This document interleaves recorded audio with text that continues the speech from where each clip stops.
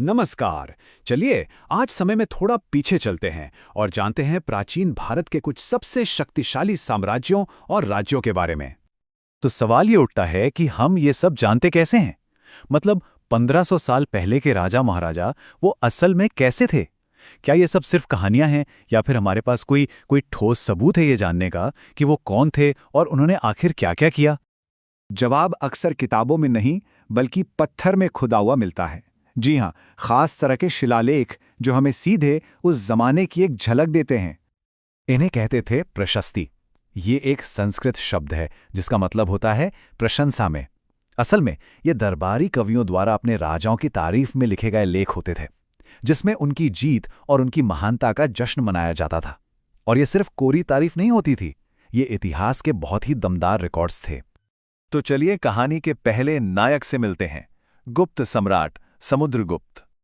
उनके जो दरबारी कवि थे हरिशेन, उन्होंने समुद्रगुप्त को सिर्फ एक विजेता नहीं बताया बल्कि एक विद्वान और एक बेहतरीन कवि भी बताया।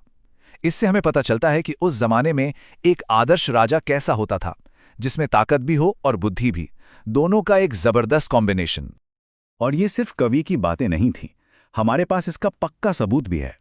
आर्कियोलॉजिस्ट को ऐसे सिक्के मिले हैं जिन पर समुद्रगुप्त को वीणा बजाते हुए दिखाया गया है। तो ये साफ है कि वो सिर्फ एक योद्धा से कहीं ज्यादा थे। लेकिन कला से उनके इस लगाव का ये मतलब नहीं था कि उनकी साम्राज्य बनाने की इच्छा कम थी।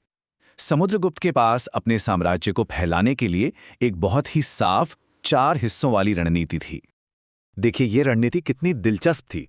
सबसे पहले उन्होंने आर्यावर्त यानी उत्तरी भारत के 9 राजाओं को हराया और उनके राज्यों को सीधे अपने साम्राज्य का हिस्सा बना लिया।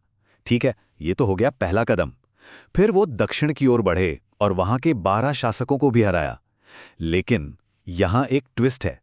उन्होंने उन राजाओं को उनके राज्य वापस लौटा दिए, बस एक शर्त पर कि वो समुद्रगुप्त की सत्ता को मानेंगे। कितना स्मार्ट मूव था। इसके बाद तीसरा कदम, आसपास के जो राज्य थे जैसे असम और नेपाल, वो खुद ब खुद तोहफे लेकर आने लगे और उनके आदेश मानने लगे। और आखिर में जो बहुत दूर के शासक थे जैसे श्रीलंका के राजा या शक, उन्होंने भी समुद्रगुप्त की अधीनता स्वीकार कर ली।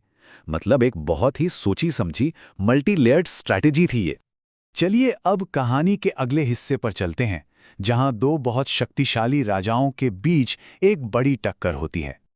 उत्तर में थे शक्तिशाली सम्राट हर्षवर्धन। जैसा कि इस नक्शे में दिख रहा है, उनका राज बहुत बड़ा था, लगभग पूरे उत्तरी भारत में फैला हुआ। पूर्व में मगध और बंगाल को जीतने के बाद हर्षवर्धन ने अपनी नजरें दक्षिण की तरफ घुमाईं। उनका मकसद था पूरे उपमहाद्वीप को जीतना। लेकिन दक्कन के पठार पर एक और महान शासक उनके रास्ते में खड़ा था, जो अपने इलाके की रक्षा के लिए पूरी तरह से तैयार था। और ये टकराव था उत्तर के सम्राट हर्षवर्धन और दक्षिण के सबसे महान चालुक्य राजा पुलकेशिन द्वितीय के बीच। दोनों ही बहुत ताकतवर थे। दोनों के दरबारी कवि उनकी शान में कविताएं लिखते थे। हर्ष के लिए बाणभट्ट और पुलकेशिन के लिए रवि कीर्ति। ये सीधे सीधे 2 महत्वाकांक्षाओं की टक्कर थी। एक पूरे उपमहाद्वीप को जीतना चाहता था तो दूसरा अपनी धरती की रक्षा करना चाहता था। तो कौन जीता? इसका जवाब हमें पुलकेशिन द्वितीय की ऐहोल प्रशस्ति में मिलता है। रवि कीर्ति ने साफ साफ लिखा है कि पुलकेशिन ने हर्ष की प्रगति को रोक दिया।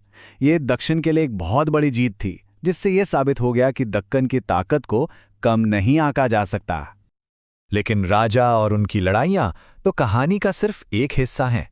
असली सवाल तो यह है कि इतने बड़े बड़े साम्राज्यों को आखिर चलाया कैसे जाता था? सोचिए, एक अकेला राजा इतने बड़े इलाके पर राज कैसे कर सकता था? आइए जरा उस दौर के एडमिनिस्ट्रेशन यानी प्रशासन के कामकाज को समझते हैं। उस दौर में प्रशासन में कुछ बड़े बदलाव देखने को मिले।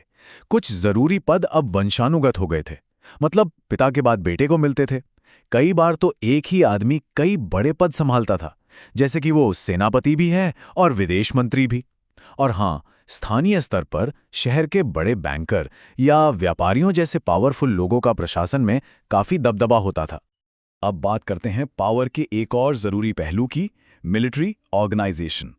और यहां भी एक बहुत बड़ा बदलाव आ रहा था। राजाओं के पास अपनी बड़ी और अच्छी सेनाएं तो थीं, लेकिन वो अब ताकतवर मिलिट्री कमांडरों पर बहुत ज्यादा निर्भर होने लगे थे। इसका मतलब ये था कि पावर धीरे धीरे राजा के दरबार से निकलकर स्थानीय नेताओं के हाथों में जा रही थी। इन ताकतवर कमांडरों को सामंत कहा जाता था। अब देखिए मजे की बात, इन्हें कोई रेगुलर सैलरी नहीं मिलती थी। इसके बदले राजा उन्हें जमीन का एक टुकड़ा दे देते थे। सामंत उस जमीन से टैक्स वसूलते थे और उसी पैसे से अपनी सेना का खर्चा चलाते थे। और जब भी राजा को जरूरत पड़ती, ये सामंत अपनी सेना लेकर मदद के लिए हाजिर हो जाते थे।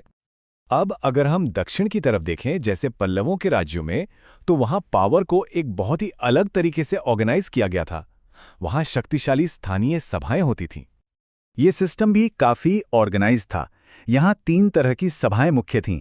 सभा, जो ब्राह्मण जमींदारों का एक संगठन थी, उन गांवों की सभा थी जहां के जमींदार ब्राह्मण नहीं थे, और नगरम, जो व्यापारियों और सौदागरों का संगठन था।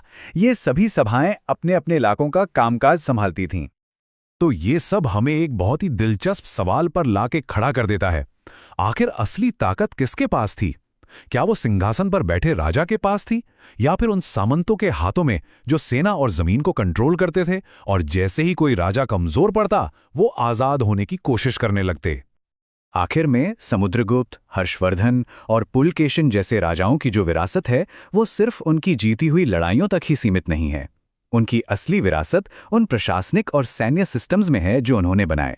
सामंतों और स्थानीय सभाओं का एक ऐसा सिस्टम जिसमें आने वाली कई सदियों तक भारतीय इतिहास की दिशा तय की।